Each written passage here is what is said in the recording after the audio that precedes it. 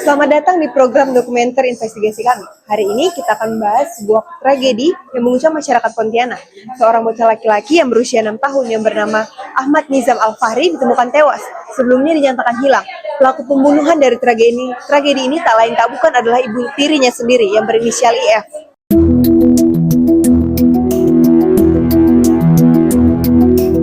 Bagaimana mungkin seorang ibu tiri tega menghabisi nyawa anaknya sendiri, seharusnya anaknya yang ia jaga? Apa sebenarnya yang terjadi di balik tragedi ini? Maka dari itu, mari kita telusuri lebih dalam.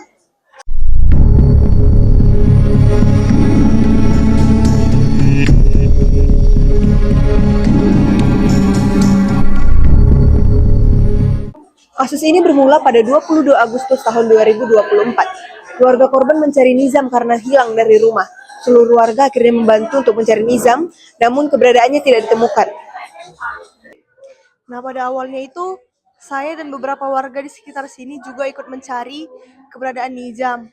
Saya bahkan bertanya langsung kepada pelaku IF tentang keberadaan Nizam. Tetapi pada saat itu, saya mungkin tidak ngeh bahwasanya wajah dari IF sebagai pelaku itu tidak kelihatan panik sama sekali. Hilangnya Nizam menjadi berita besar, sampai-sampai polisi harus turun tangan dalam pencarian ini. Namun yang ditemukan polisi malah hal yang lebih mengerikan.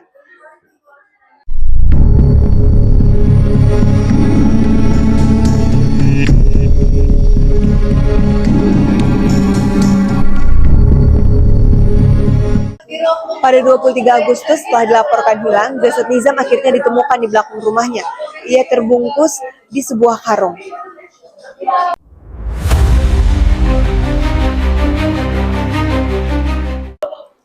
Ketika tim kami melakukan pemeriksaan di sekitar rumah, kami menemukan sebuah karung besar yang terbungkuskan oleh plastik berwarna hitam tepat berada di belakang rumah.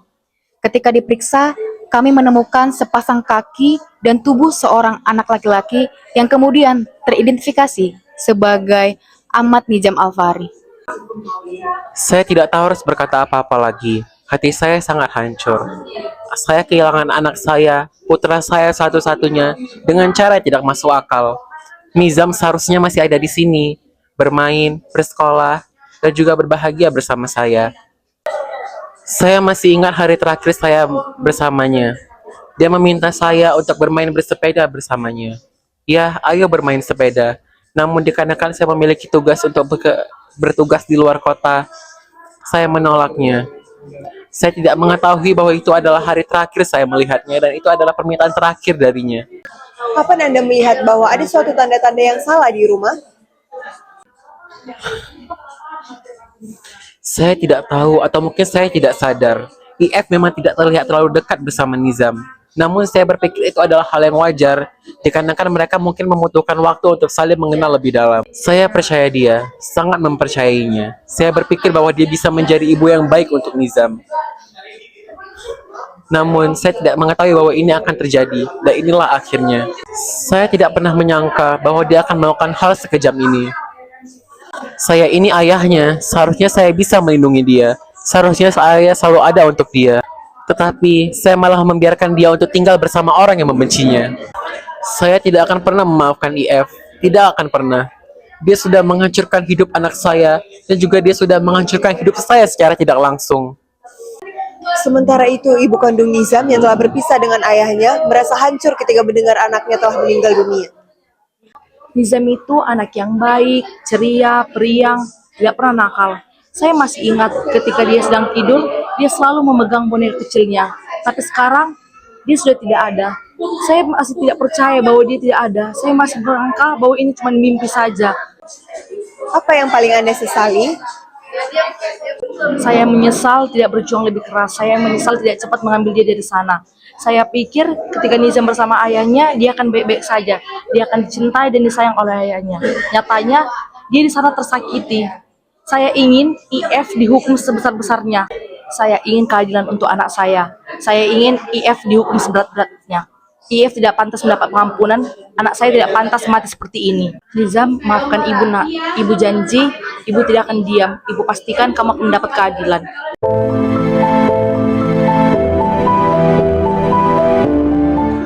Inilah kisah bisa pilu seorang anak yang seharusnya masih memiliki masa depan. Bagaimana kejadian ini bisa terjadi? Apa yang mendorong ibu tirinya melakukan kejahatan ini? Maka dari itu, kita lihat ke segmen berikutnya.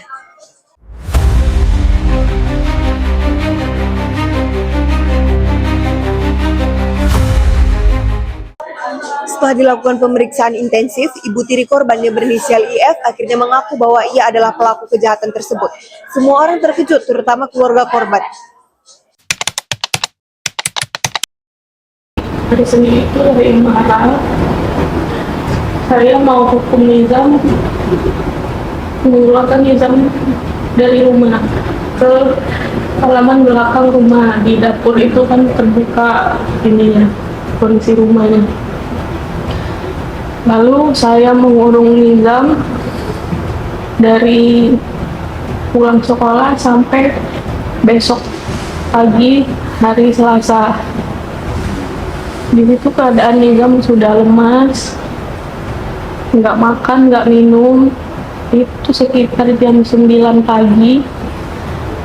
Saya niatnya dari kamar mau ngasih dia minum, mau ngasih dia makan. Kan badannya itu rumput, kena rumput-rumput, jadi saya mandiin dulu kayak selang biar cepet kan, nggak saya sabunin lagi karena tangan sama kakinya udah dingin banget gitu. Karena saya kesal, saya dorong dia. Itu yang hari keberapa?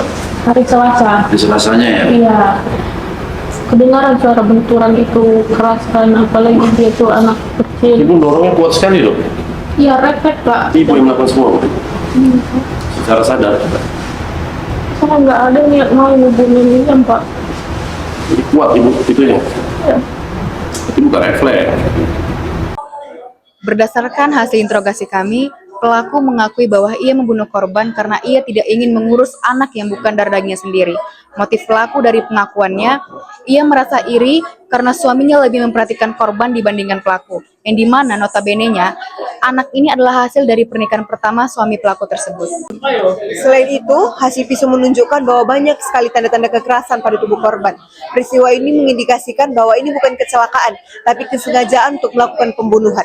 Awalnya, saya dan warga sekitar sini juga ikut mencari tentang keberadaan Nizam.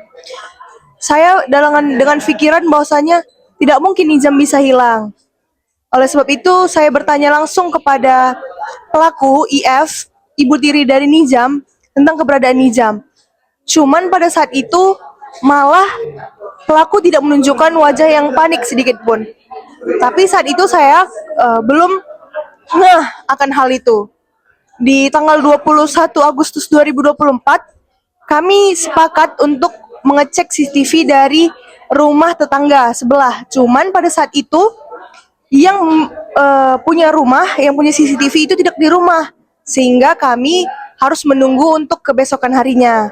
Dengan ekspektasi kami bahwa kami akan bisa melihat siapa orang yang menjemput Nizam. Tapi pada tanggal 22 Agustus 2024, saat melihat CCTV, kami bahkan tidak melihat keberadaan Nizam. Bahkan Nizam sama sekali tidak tertangkap oleh kamera CCTV, yang membuat kami semakin bingung dan cemas, terutama ayah dari Nizam. Yang sehingga membuat ayah dari Nizam turut melihat segala tempat-tempat yang mungkin dicurigai. Baiklah, di sini saya sebagai guru SD Nizam, saya melihat Nizam itu di sekolah, dia itu sangat menjadi anak yang baik ya. Tapi sempat waktu itu saya melihat Nizam itu ada lebam di sudut matanya, dan saya sempat khawatir juga. Jadi saya tanya juga ke Nizam, Nizam itu kenapa sudut matanya, kenapa lebam? Dan Nizam menjawab itu karena kejedut pintu. Saya tanya juga kepada ibu sambungnya juga bilang kalau itu karena kejedut pintu. Jadi dari situ saya nggak ada curiga apa-apa sih tentang keadaan keluarganya Nizam. Jadi dalam kasus ini tuh ada parental resentment ya. Jadi parental resentment itu perasaan negatif orang tua terhadap anaknya sendiri. Perasaan negatifnya tuh bisa seperti dendam ataupun benci, ya sama kayak gitu sebenarnya. Dan di sini juga si pelaku mengaku bahwa dia kurang mendapat perhatian dari suaminya. Jadi di sini ada ketidakadilan masalah mendapatkan perhatian dari seorang suaminya, karena pelaku sendiri mengaku kalau suaminya ini lebih perhatian kepada si korban daripada kepada dia ataupun anak hasil perkawinan mereka sendiri. Jadi di sini juga ada realisasi dari teori strain. Dalam kriminologis, teori strain ini tuh menunjukkan bahwa ketika individu tidak dapat mencapai harapan ataupun tujuannya dan dia merasa frustasi atau mengalami tekanan, itu mendorong dia untuk melakukan tindakan-tindakan yang agresif ataupun tindakan-tindakan yang melawan hukum, tindakan kriminal gitu. Jadi di sini pelaku melampiaskan rasa frustasi dan tekanan yang dia alami kepada anak tirinya sendiri. Apalagi hubungan antara orang tua tiri dan anak tiri itu biasanya lebih kompleks daripada antara orang tua dan anak biologisnya sendiri, karena dalam teori Cinderella Effect yang menjelaskan bahwa anak tiri itu rentan mendapat perlakuan buruk dari orang tua tirinya. Di sini juga ada kegagalan dalam mencegah tindakan kekerasan, karena di dalam kasus ini guru korban sendiri itu udah melihat tanda-tanda memar di tubuh korban, tapi tidak ada tindakan lebih lanjut yang signifikan, seperti mungkin bisa berkonsultasi dengan ibu kandung korban ataupun dengan ayah kandung korban. Tapi di sini tuh nggak ada tindakan lanjut yang lebih signifikan. Hal ini mencerminkan kalau misalnya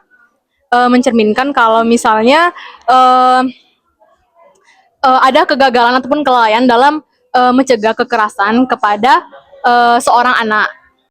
Kami juga berbicara dengan seorang psikolog untuk memahami dan mengetahui mengenai kesehatan mental dari pelaku. Kekerasan terhadap anak bisa terjadi karena beberapa faktor. Salah satunya stres dan tidak siapnya orang tua dalam mengasuh anak. Jika hal ini tidak mendapatkan dukungan sosial dan terapi yang tepat, emosi ini akan berubah menjadi sikap yang agresif. Kasus ini meninggalkan luka yang mendalam bukan hanya bagi keluarga korban, melainkan juga masyarakat luas. Maka, apa yang bisa kita ambil dari kasus ini?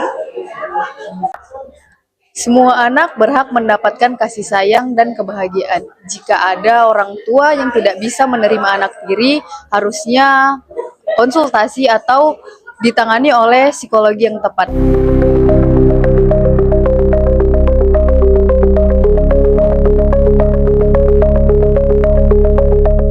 Kondisi yang 20 tahun ini saya rasa dan saya pikir ini memang masih belum memenuhi rasa keadilan ya, ya Mas ya, karena melihat dan menimbang atas apa yang sudah terjadi pada anak saya dari awal, apa yang sudah Nizam alami dan jadi hasil visum, juga dari rentetan kejadian kronologis dan juga bukti dan fakta persidangan, sepertinya harusnya dia bisa mendapatkan hukuman maksimal, yaitu hukuman mati atas seumur hidup.